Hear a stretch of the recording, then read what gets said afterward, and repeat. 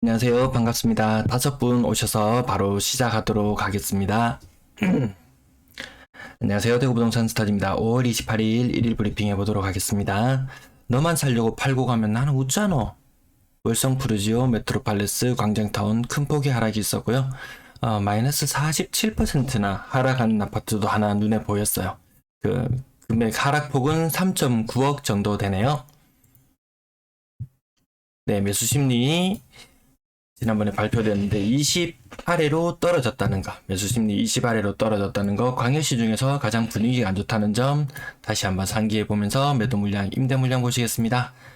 매도 물량 토요일 소폭 증가하는 날, 소폭 증가하고 일요일, 월요일 또 소폭 감소하지만 최근에 보면은 이 폭, 요 하나씩 올라가는 폭이 한 2,000건씩 정도 되잖아요. 화요일, 수요일 2,000건씩 증가하면서 지금 상승세를 계속 유지해 나가고 있습니다. 대선 이후 일부 주춤하는 현상 있었지만 계속되네요. 네, 꿈나무님 반갑습니다. 전세 물량 소폭 증가, 월세 물량 소폭 증가, 임대 물량도 대선 이후로 계속 증가하는 모양새 유지해 나가고 있습니다. 아파트 거래량 46건, 일반적인 거래보다 조금 더 낮게 되는 편이고 4월에 거래 한 건 신고되었는데요. 4월의 거래는 거의 마무리되고 있는 것으로 보여집니다.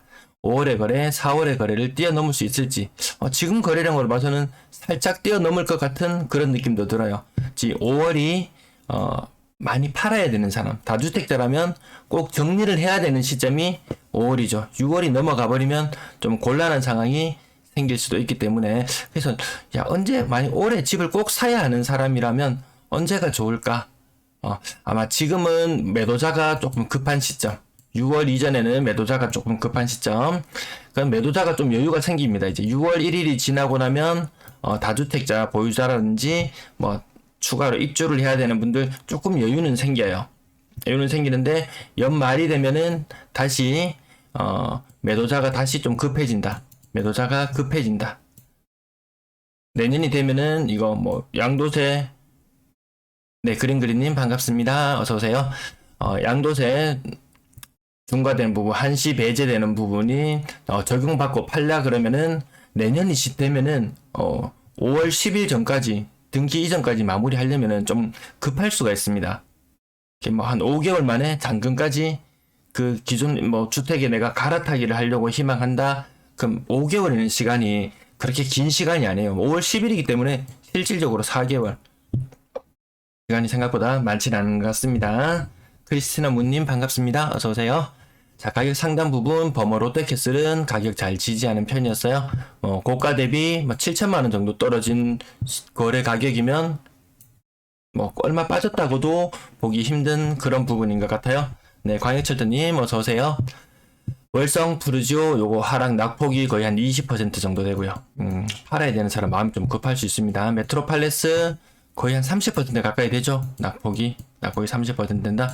광장타운도 이거 재건축의 상징 아닌가요? 이 서구 지역, 내당동 지역 재건축을 상징하는 곳 가격이 얼마나 빠졌나요? 이거 한 25% 정도. 이 퍼센트 적는 것만 봐도 조금 좀 살벌한 느낌이 들잖아요. 다사이 편한 세상은 그래도 요것도 잘 버틴 거.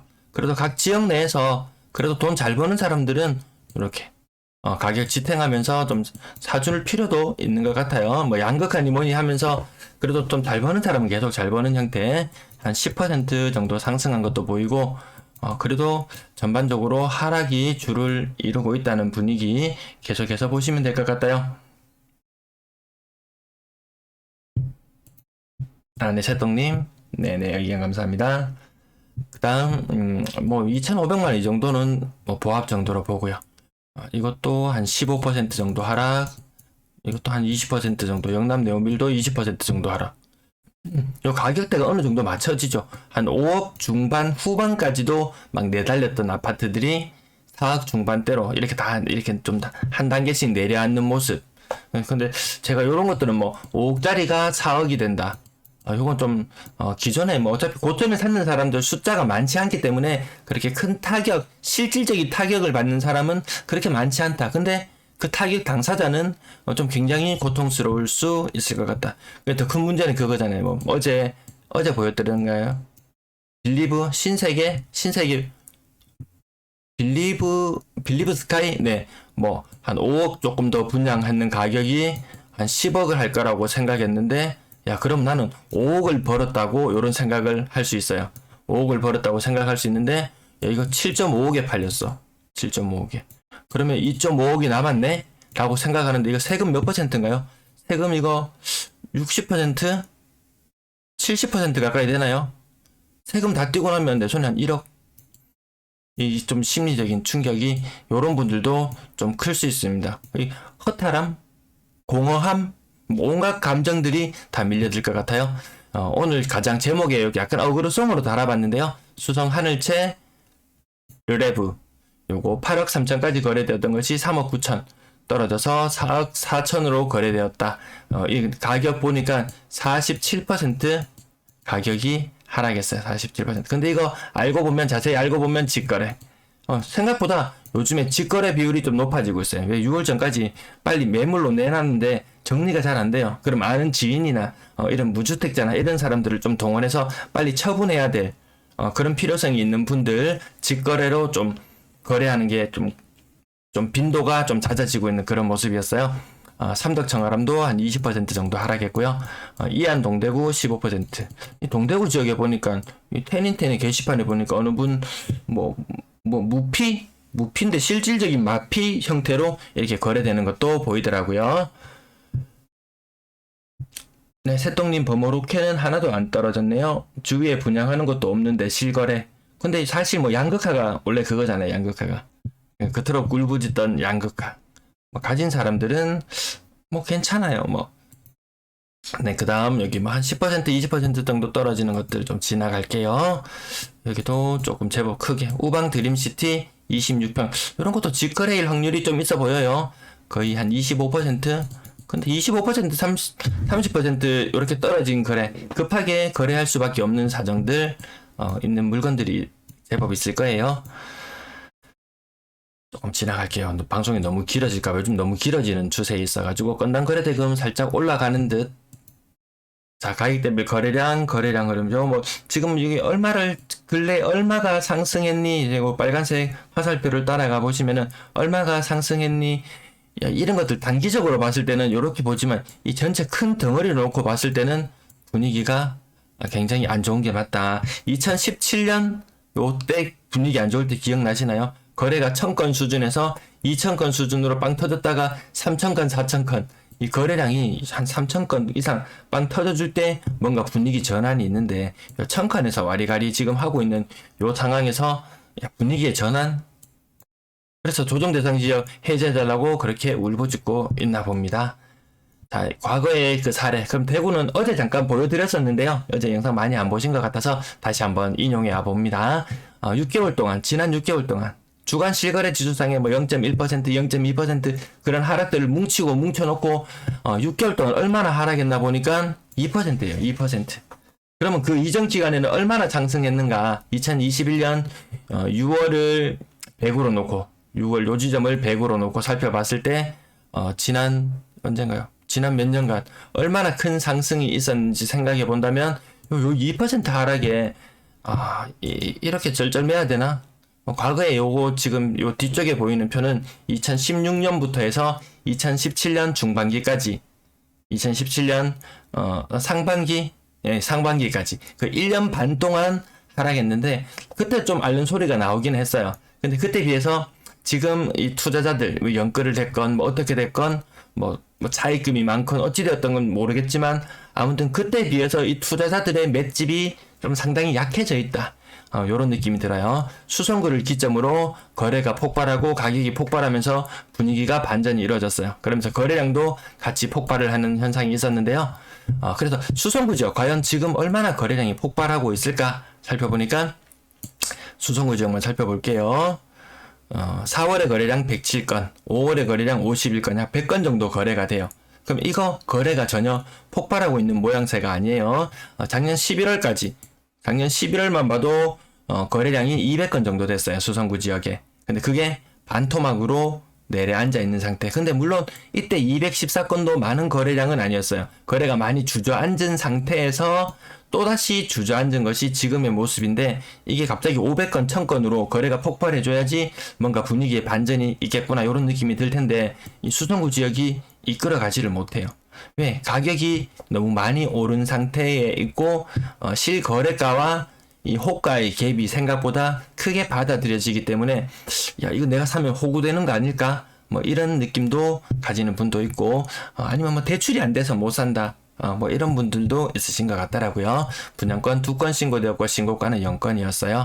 여기 뭐 5천만 원, 6천만 원 정도 떨어지는 거래 1억짜리 정도 떨어지기도 하네요. 전세 거래량 55건. 그중에 신고가는 단 4건. 신고가 10% 안 되는 수준이고 기간에나 4월에 거래 오늘 9건 추가되었고 기간에는 3월, 2월, 1월 요럴 때 기간 9건. 그러면 지금 오늘 5월에 거래량 신고된 것은 17건 제외하고 나면 대략 뭐 한 40건 정도 이 정도 거래량이면 뭐 매매 거래랑 전세 거래량 비율이 거의 1대1 그 전세 거래도 많이 신고되고 있는 모습은 아닌 것 같습니다. 억 단위로 하락하는 것만 동그라미 쳐볼게요. 15억까지 거래되었던 것이 10억 5천에 거래된 두산 이브더 제니스 또 빠질 수밖에 더 금리가 이게 말이 5억 10억이지 이 예금을 해놓는다고 생각해보면 이 좀 장난이 아닌 부분이 있더라고요. 억 단위로 하락한 것만 동그라미만 대충 쳐보면은 그래도 절반을 넘어간다. 억 단위로 하락한 것이 이 부분 계속 짚어드리면서 전세가가 계속 빠지고 있다. 언론에서 뭐 전세난을 약간 조장하는 듯한 분위기도 이렇게 뉴스가 나오곤 하지만 대구 사람들은 알고 있어요. 예. 수성 골드클래스 더 센텀 4억까지 거래되는 것도 있고요. 최근에 입주한 아파트들 좀 나름 많이 선호하는 지역 요런 지역도 4억을 지탱하기는 힘들다. 3억 중후반까지 하면 근래 들어서 살짝 올라간 느낌은 들긴 해요. 저는 더 빠질 걸로 봤는데 아직까지는 더 올라가는데 금리 인상 충격이 바로 오는 게 아니라고 했으니까 조금 더 지켜보면은 좀 더 빠지는구나 이런 모습들을 더 지켜보실 수 있을 것 같습니다. 억 단위 하락한 것만 동그라미 치고 지나갈게요.